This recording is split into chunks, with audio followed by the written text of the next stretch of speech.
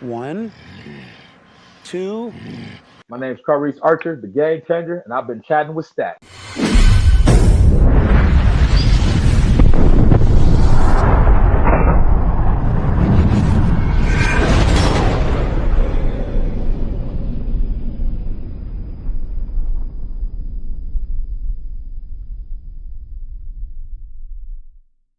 Welcome to this episode of Chatting with Staxx. I'm your host, Bill Staxx, and today I got Reese, the game changer, Ersker. So they locked my dad up for a murder he didn't commit. And he's still in prison. Yeah, he's still in Michigan prison. He's in a Michigan prison Wow. now, 35 years, and he's innocent. And if you look it up, it shows that my dad is innocent.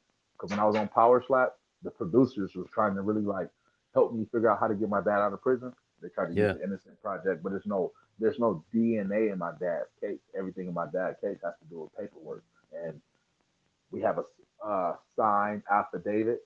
We have a signed affidavit of an eyewitness testimony statement saying that the guy's willing to say that that's not the guy that committed the murder, that my dad is not the guy that committed the murder.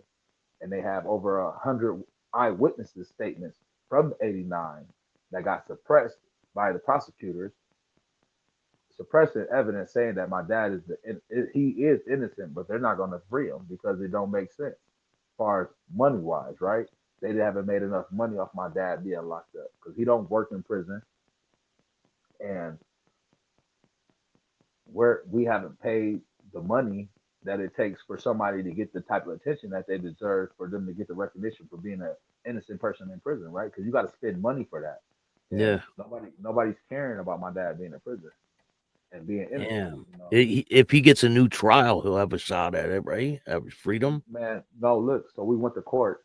When we went to court in Saginaw, so I think that Michigan is so corrupt that when we went to court, the lady that was doing my dad's case at the time, rehearing my dad's case or whatever, she was the prosecutor. She was working in the office, shuffling the papers that suppressed the court paperwork. And when the lawyer was presenting the evidence to the courts, they were saying that he didn't go through the proper channels to even have this evidence presented because he knew that they wasn't going to hear it. So he during the trial or during the motion or whatever the little thing we was at right before COVID came, they were like, "Hold on, where did you get this information from?" This lawyer is a real good lawyer. He went and found the suppressed evidence. He found the people that was working the case that was shuffling the paperwork. And when he said that she was part of the people in the office, she did the thing like they do on the movie. When two lawyers are arguing, they make them come to the podium, and then sometimes if it's real bad, they're like, "Let's go to the back." Yeah. That's what she did. She was like, she like basically told him in the legal way to shut the fuck up, bring your ass over here, let me talk to you for a second, and then let's go in the back. And then they went in the back, and then when they went in the back, they had some words, and when they came back and talked to us, they was like, "We're going to revisit this. We're going to reschedule this to give him time to put in the proper necessary motions so everything could be legal and be presented to the court the proper way." Because it's like presenting evidence that was never admitted in court. Yeah. They never went. So they're trying to keep my dad in prison off the shit that they have already convicted them on. They don't think there's any newfound evidence or any reason to even hear my dad's case. They were angry. It was even the bailiff. They were all so mad. They're like, "Who gives a fuck about a 30-year-old case?" I'm thinking like, this is how they feel about somebody that's in prison that didn't commit the crime. They're mad that my dad wants his freedom. So y'all took my dad from me. I don't know what it's like to have a dad. I'm 35 years old. Do I need a dad at 35? No, I need a fucking friend. But it would have been nice to have a father. I probably would have been a totally different person. Probably would have been in the NFL. Probably could have been the next LeBron James or something. But we'll never know that version, right? We'll never get that story because who gives a fuck about a black man being innocent in prison, right? So that's pretty much what they were saying. They were angry. They were like, "Who gives a fuck?" And the lady was like, she was just That's really ready to throw my dad case out. She was literally convinced that my dad was really guilty and was like, "There's no reason for us to be here." That's what the judge had said. She said, "Why are we even here?" For the lawyer to have to say, "We have a signed affidavit. Oh, we found suppressed evidence that you guys suppressed And in that's my a dad's case." perfect reason for them to be there, right? That's what I thought. They were like, they all like, "Who gives a fuck" type shit. Like, you go sit in prison for 32 years and tell me who gives a fuck. The fuck is you talking about? Yeah, that's crazy. You know, so going through all that, that process alone was just retarded, right? And then so what really switched with me, Bill, is when I realized I was strategically attacked in the system. You know, when you really think about the era I'm talking about and where I come from, I was part of a group of people, a number that statistically I'm not supposed to be here. I'm not supposed to be having this conversation with you. I'm not No, supposed to be a success story. I'm not somebody that they counted to make out the cracks. I slithered through the cracks. Normally, most people that have success stories, their story don't start off like mine, man. They are no. somewhere in the middle before it gets to this point. They had somebody great in their life, right? Yeah. My story, my greatness don't start until now. When do you find out you want to be a fighter? Man, so when I turned 22, now pretty much I've been fighting my whole life at this point, right? I'm fighting every day, fighting in juvenile, I fought in the county, I fought in bars, I fought at clubs, I beat people up in their own house. So pretty much my whole life I've been fighting. But have I been fighting professionally? No, or competitively, I should say. So at the age of 22, because at 18, I almost signed up to be in the National Guards, right? I was going to be a National Guard. I wanted to be because I had a guy across the street from my foster home. His name was Bruce. His son was the National Guard.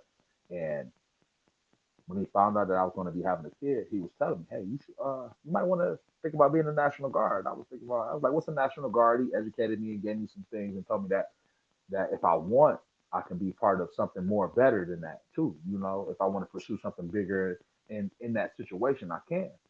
You know, and I was started thinking about being an assassin and all type of shit, right? I'm like, I'm really like, oh, that's where my brain is going because I'm like, I can get there. I'm like, I want to be an elite person, you know, Yeah. and if I can go through the ranks and do all that stuff, I would do it. And my child's mother at the time, when I told her that Bruce was gearing me up and I was about to have my first little official meeting with the National Guard people, and I passed the first little part or whatever, and she started crying, begging me not to do the shit. Probably the worst fucking mistake I ever made in my fucking life, man. Because it's no telling where I would be if I became a National Guard, you know.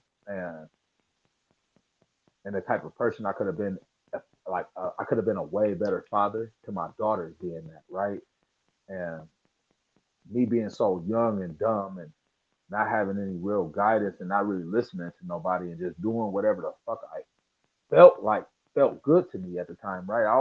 Everything always just was based off of emotions and feelings to me. I never really made a intellectual, logical decision, calculated right? So a lot of things I just based off of how I felt. So when my child mother was crying her fucking eyes out to me, it's just I sympathized with her. And she's like, I don't want to be alone. I'm like, I'm gonna be a National Guard. I'm gonna be here. I'm not leaving. But in her mind, I guess she couldn't compute with that. So I ended up not doing it. And then No. and then that's when from 18 to 22, I'm just walking around with this crazy ass chip on my shoulder. I didn't drink. Yeah, I smoked weed, but I didn't do drugs. I was never big into drugs. Never did drugs. And I wasn't the guy. I used to go to parties and stuff, but I wasn't the guy in the party drinking and getting drunk. I used to just like watching everybody else have a good time, and I used to try to understand that type of like how to be free like that. Right? I could never be that free like how everybody else is. So always been a people watcher, and I always just been one of them people that watch in admiration to try to understand to see like how I need to function, right? If I need to function or if I could function under like that, right? So so when that had happened, my homeboy, he was my friend. We played my JV year together in basketball for Vicksburg. I made the JV team. And I was the only black guy on the basketball team. And fucking my boy Joe Witt, he was more like a professor, right? Like we used to play street ball together. He was a white boy that had mad handles. He could dribble crazy, all that shit, right? And shoot threes. He played like a brother. You know what I mean? He played good. So, but Joe wasn't really from Vicksburg. He kind of had a turbulent background as well. But me and Joe was like this, right? Like real close, like real cool. And he would fight. He would fight white boys for me if they said the N word in front of me. They wouldn't even have to say the hard R. If they even said nigga, he would go. He would trip out on their ass. You know what I'm saying? So that was my brother. He started doing MMA, and he used to tell me about his MMA fights and stuff like that. But I didn't really like catch on to what it was until I actually went to an event, one of his events. I think I went to three of his fights before I made the decision that I was going to actually fight because that's when it clicked to me that damn people, this is a positive reaction people giving him, right? Win or lose, he the man, you know. And I'm like, people giving him a pat on the back, telling him good job. Now, me being a person that never received that, that's a different type of shit. I'm looking at that, I'm like, oh, I think I might want some of that right there, right? Yeah. Seeing them get his hand raised, just that whole all that. I liked it everything about that because I was already in the streets fighting, but I never got my hand raised. I never got a pat on the back. Nobody never told me good job. They're the homies, but not the world, right? Not Yeah. strangers. Nobody. So when I seen that, I was like, I think I want some of that, right? I think I need a little bit of that in my life. So as I was trying to figure out what I was going to do with my life, after watching Joe fight and then me making the conscious decision, hey, I think I'm gonna be a fighter. And then after taking my first amateur fight, I was like, yeah, this is what I'm going to do, and I'm going to pursue this as hard as I can. And that's where it started for me. April 12th, 2012, I took my first amateur fight for West Michigan Wars. It was the promoter at the time. His name was Joel Chattin. He gave me my first shot. I ended up fighting a guy I was 5-0. Never got to during this time in Michigan, we wasn't even sanctioned. So it was like you can go anywhere and then get a fight every weekend. I was fighting every Saturday for like 9, 10 months straight, just showing up everywhere. Like that's how I got the one punch name. You know, I was literally people ain't. It's a lot of knockouts I have delivered in MMA that people will never ever get to see because the people that the promotions I was fighting for and the guys that was running their camera stuff, they fell out with, so they deleted the footage and stuff. No, man. But Michigan knows why I'm one punch killer Reese. They know who I am. You know, they won't be like, oh, Reese is lying. No, they seen it. They didn't see the knockout. They didn't see me flatline people in the cage. I don't flatline people in the streets, but they definitely have seen it in the cage. I was 10 and I had 25 unsanctioned amateur fights, and I'm 15 and 10. I have 14 knockouts, one submission.